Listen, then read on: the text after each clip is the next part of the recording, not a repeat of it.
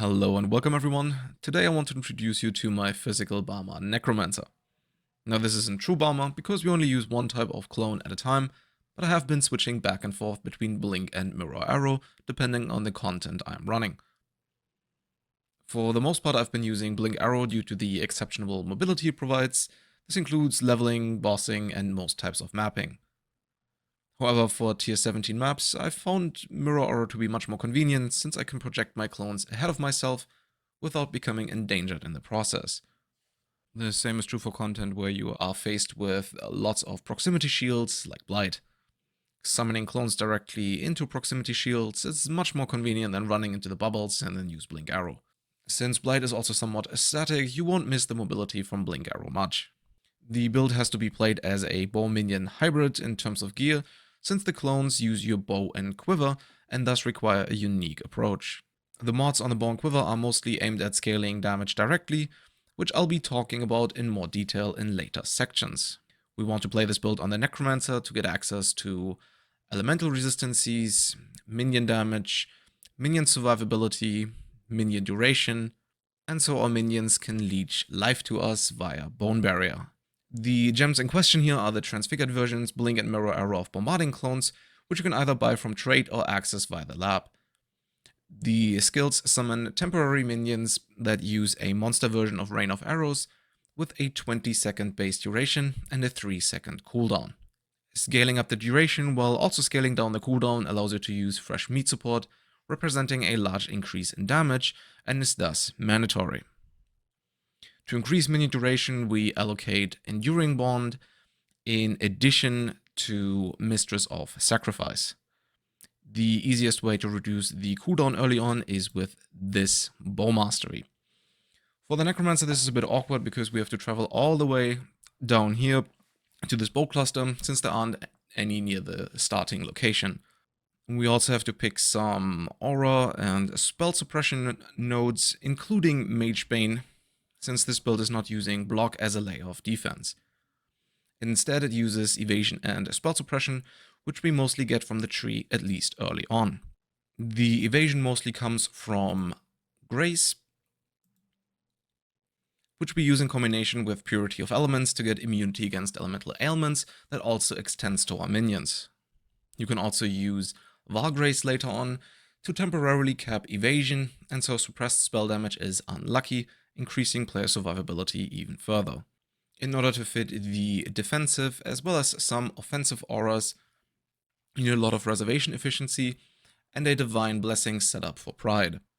This requires Eldritch Battery and around 750 energy shield or so to work. Since spamming Blink or Mirror Arrow is quite resource intensive, this also solves your mana issues in one fell swoop. Like most other minion builds, it also requires you to level as either SRS or Absolution early on, and switch once you manage to procure the Transfigured gem via lab or trade. The dexterity requirements for the gem are much higher than what you would get by progressing naturally through the passive tree, so you're going to have to allocate some dexterity nodes in addition to using items with added dexterity like Jade Amulet. Since you don't really need the dexterity nodes for the initial leveling build, I've split up the leveling tree.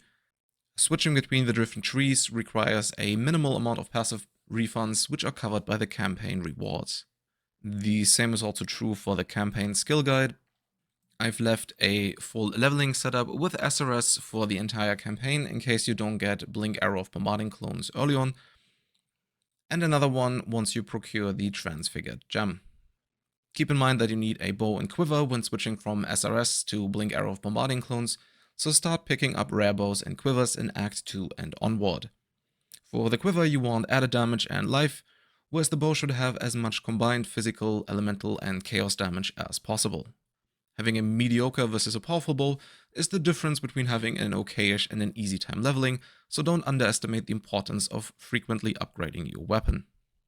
You can have up to 3 clones that hit single targets between 3 and 4 times, and the easiest way of calculating this is by simply putting 9 clones into the PoE.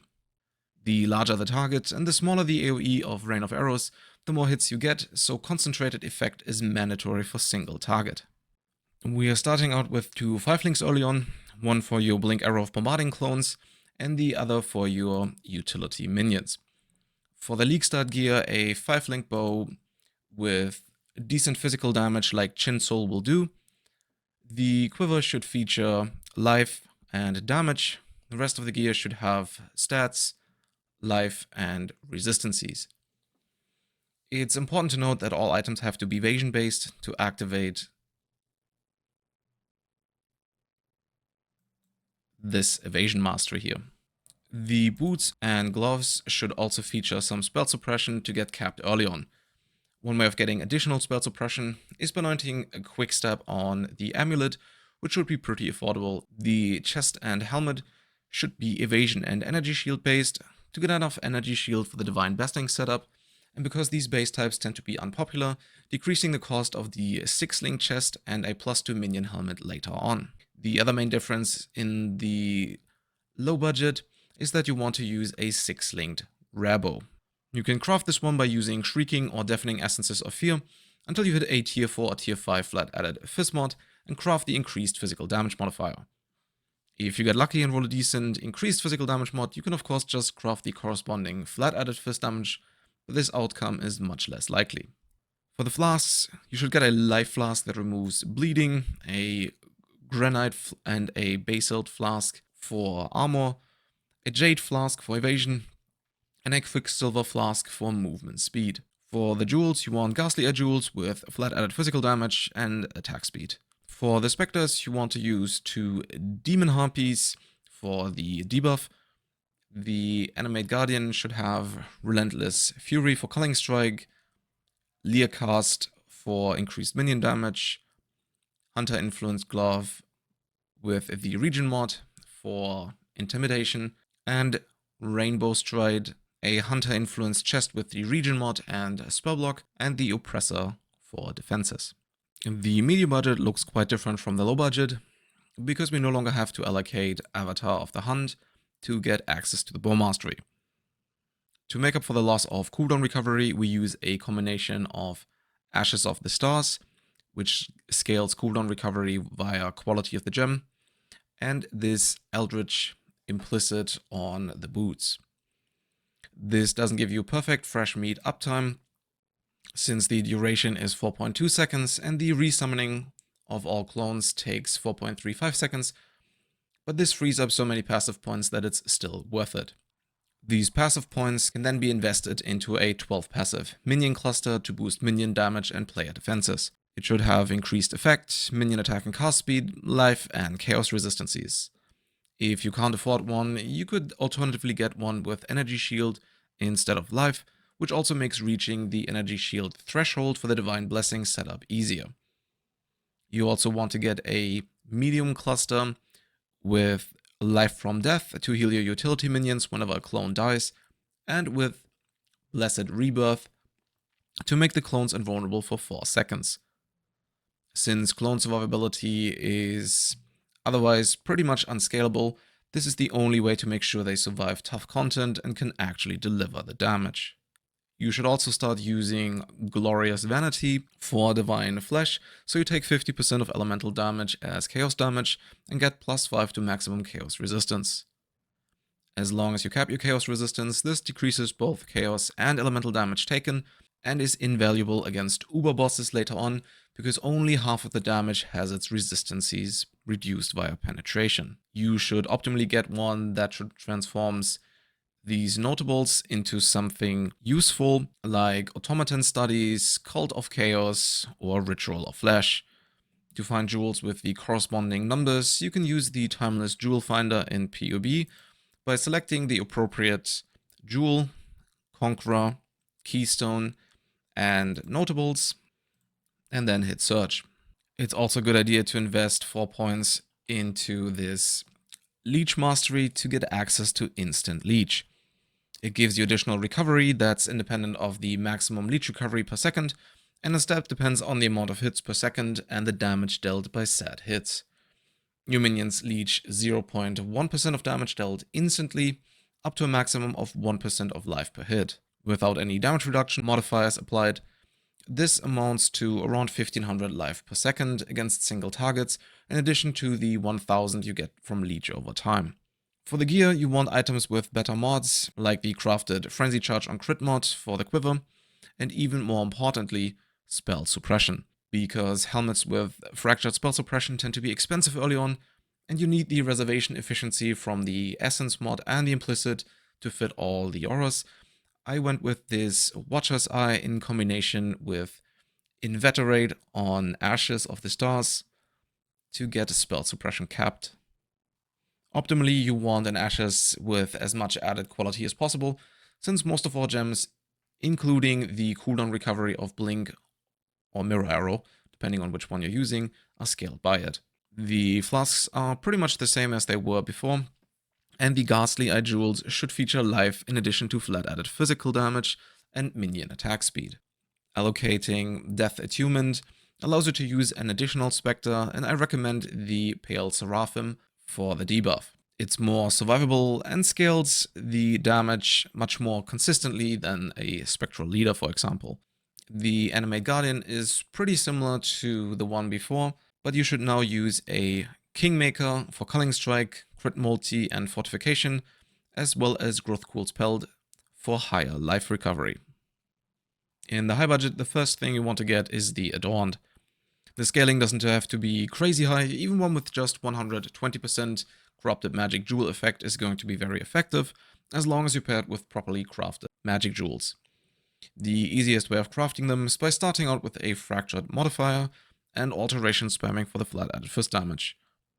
I went with 6% minion attack speed, which in isolation is technically worse than minion damage if you used a minion skill recently, but has several advantages over that modifier. It's cheaper, it scales minion damage by increasing the amount of charges the clones generate via the quiver and Assassin's Mark, and it also scales the life recovery from instant Leech due to the higher frequency of attacks. This, in combination with a second 12 passive Minion cluster, increases life recovery from instant Leech to around 2,500 HP per second, adding greatly to player survivability. For the gear, you want fully crafted items with proper Eldritch implicits. I've already made a crafting guide for the bow and the quiver, which can be found in the crafting guide playlist in the description of this video and on my channel page.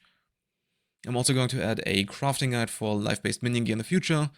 Most of the items are pretty straightforward, albeit somewhat expensive in case of the chest and the helmet. Using a perfect Ashes in combination with a better Eater implicit on the boots decreases the cooldown of Blink or Mirror Arrow to the point where Fresh Meat support has perfect uptime as long as you spam your ability on cooldown. For the flasks, you want to use Progenesis instead of the Jade Flask to smooth out the damage you take.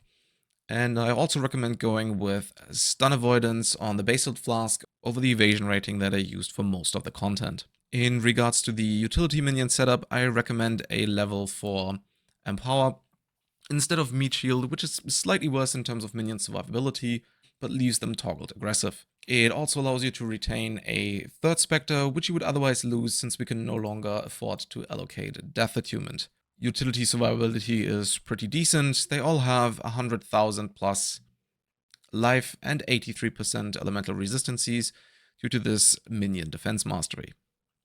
In addition to base regen and recovery from life from death, utility minions can also benefit from the AG using a Crusader influenced chest with the mod that allows it to create Consecrated Ground when stationary, adding another 5% life recovery when the utility minions are attacking the same target.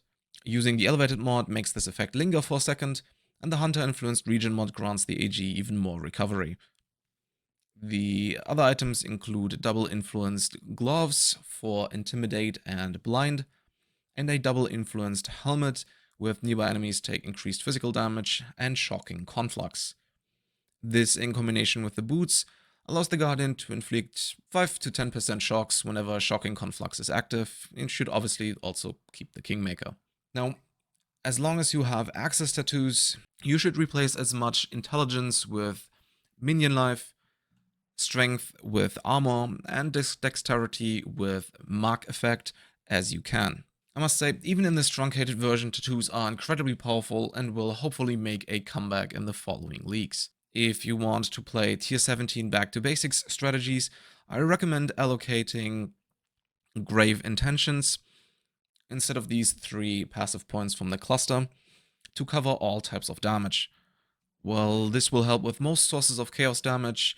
Patches of Awakener's Desolation is an incredibly dangerous modifier that you will encounter in tier 17 maps, not just due to the dot, but more importantly because it also disables life recovery, so keep that in mind when running maps with this modifier. If you want even better defenses against elemental and chaos damage, you could in theory replace the Grasping Mail with the 4th Vow. This will cost you a lot of damage, max life, evasion, physical damage reduction, reservation efficiency, and spell suppression. The reservation efficiency can be compensated for by allocating one of these passive points, whereas the spell suppression has to be compensated for via the Ether implicit on the gloves instead of the mark effect, and by replacing one of these Ghastly Eye jewels with a Watcher's Eye with a spell suppression while affected by Grace. Personally, I don't really think it's worth it. Since we allocate Mistress of Sacrifice, you could alternatively also use Bone Offering instead of a Spirit Offering. This would increase utility minion survivability and also represents a large increase in the effective hit pool against hits. This will cost you around 40% of your damage, which once again I don't think is really worth it or needed. Yeah, I think that's pretty much it for the build. If you have any questions or suggestions, you can leave them in the comments. I try to get to them as soon as I can. If you want to support my work or connect with me and my community, you can check out my socials including Twitch, Discord, and Patreon on my channel page on the description of this video. I hope you liked it. Until next time.